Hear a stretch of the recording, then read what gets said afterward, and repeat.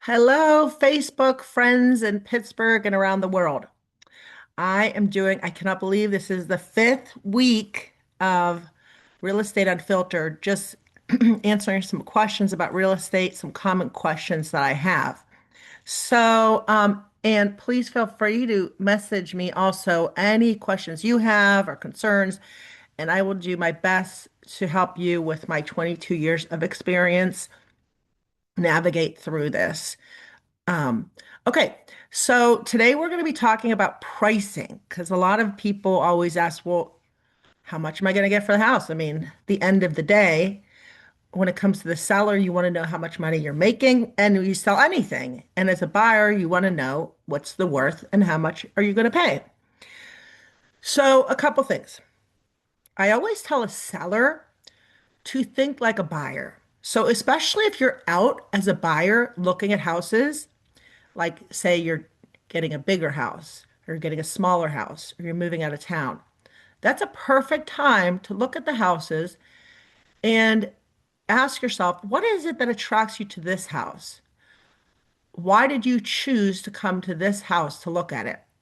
How did the price affect you? Okay, so you always want to look at it through the eyes of a buyer because sometimes people look at this through, well, here's how much money I spent and here's how much money I need. And trust me, I totally get that. And I will try, believe me, I will try my best I can marketing, do everything I can, bending over backwards to get you the most you can possibly get. And knock on wood, Mia, in 22 years, every single person I helped buy sold for more than they bought for. I even had one year where three people, and this was in pandemic time, just normal times, had they bought one year and they had to sell the next year, which I do not recommend. But even then, they sold for more than they bought. Now, I can't say they made a profit because there are fees. I would not recommend one year, but life happens, and sometimes these are things we have to do. So, Pittsburgh,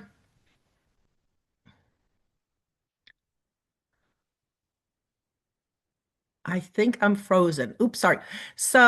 I don't know me if I was frozen, but the thing about Pittsburgh is we have seen obviously a very good market as far as appreciation, slow and steady. Now, that being said, I also I feel I've been good at helping people make good decisions. So let me help you make a good decision. So when it comes to the seller, at the end of the day, like I said, some people want to make the price too low so you can get multiple offers. That's not something I tell people to do or not do. Ultimately, I sit down with the seller and we have a discussion. And that's why you need a trusted advisor. It really comes down to your motivation, your needs, and a combination of what's happening in the market and the buyer's needs. Now, I always say if we price it too high to start, which you don't want to price it too high, you want to price it what's reasonable for the market. But if you price it too high, I say lower it really fast because the longer it's in the market and the price is high, people wonder what is wrong with this house? Why is it on so long? It's a lot of it's psychology. So it's okay to price it a little high, but be prepared based on feedback and number of showings. Because at the end of the day, I say price, condition, location. We can't change the location. Here's where we are. Then it comes down to condition and price. And there are some things you can do to improve the condition, like we talked about last time, but it's not always worth it. So we have to really gauge. And sometimes people say, what is the feedback? I'm not getting any feedback. Well, if you're not getting offers, the feedback is the price for the location and condition don't match. Now, buyers don't always say that. They don't articulate it. They're not even sure that they know that.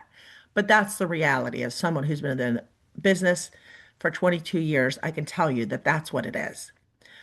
Okay. That being said, I've had people, crazy enough, who had their house listed for a year or 2 years and said, I'm not in a hurry and I'll wait. I'm not here to pressure anyone to move. I'm not. And so if you want to wait, I'm here to wait with you. But just don't be upset if we're not getting an offer and it's not selling because unfortunately, I do my best to make miracles happen, but it's not within my control. So at the end of the day, like I said, it's the buyer who determines the price of the home. Now, I also tell people to put it in a range. Like let's say you want to do 500. A lot of people when they're searching, they might do 450 to 500 or 500 to 550. So you definitely either want to do like right on 500, so you get two groups, or you want to do just under 500 so that the people in the lower group think they're getting a good deal, or the higher group think they're getting a good deal. Now, that being said, I'm a real believer in even numbers. I had a friend, a dear friend who since passed, who was an agent. I got that idea from him, Dan Landis, so I'll give him credit where credit is due. Very good agent, very good guy. And he said always use even numbers. And I really like that. I feel like even numbers feel softer and they also feel different and it stands out. So for example, I might do 286 4. It also shows that we've done some research to come up with that number. It's not just a random 299. I mean, people are smart. Okay, buyers are smart.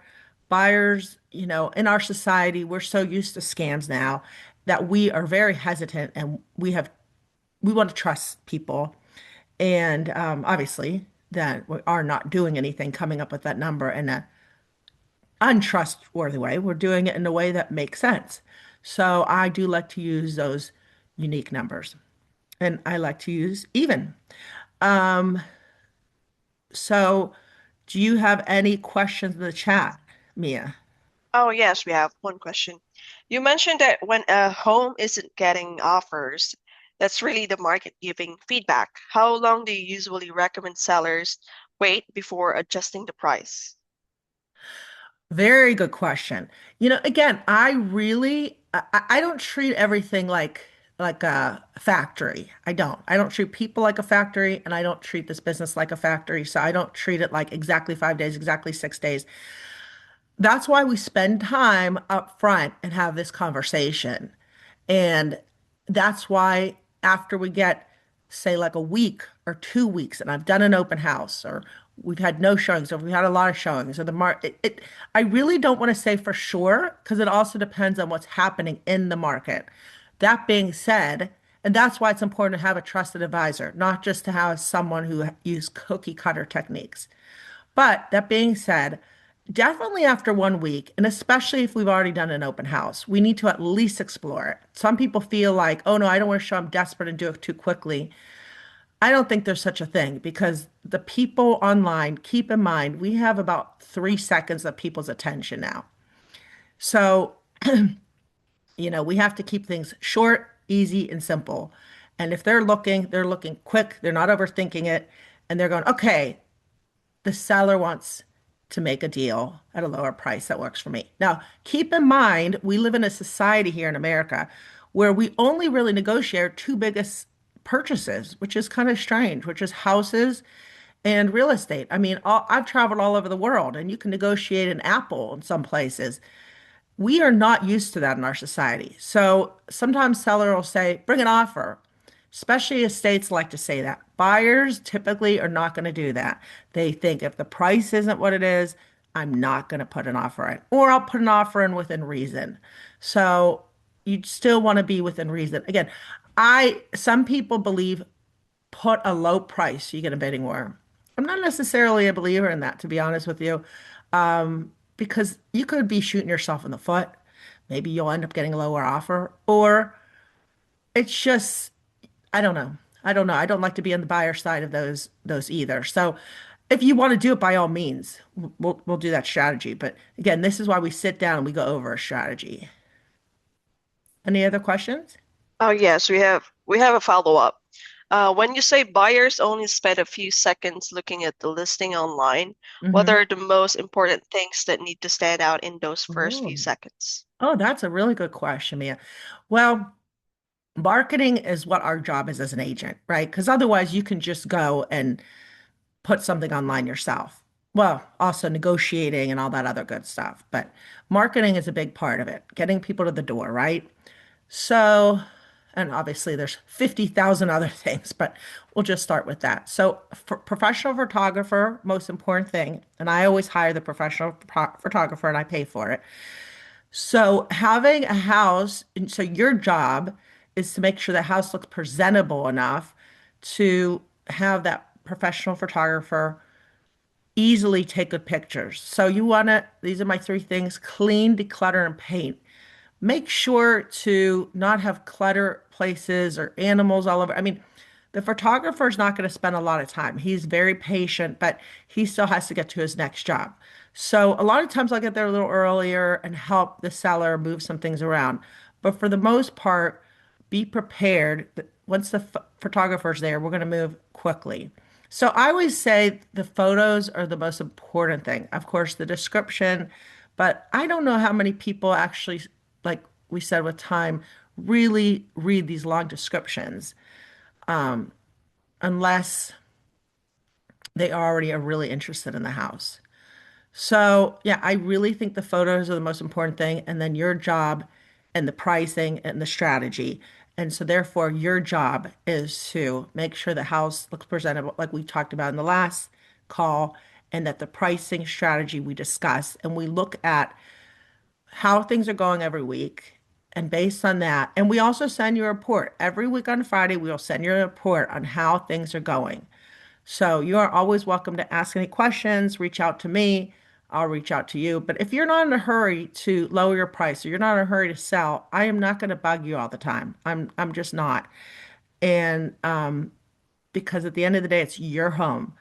And so also I would say to a buyer, if you see a price that sounds too good to be true and it's online, it typically is. I'm going to be honest about that because, again, that means the listing agent made the price too low and there's going to be multiple offers and it's going to go way above, or the yard is not what it looks like in the photo.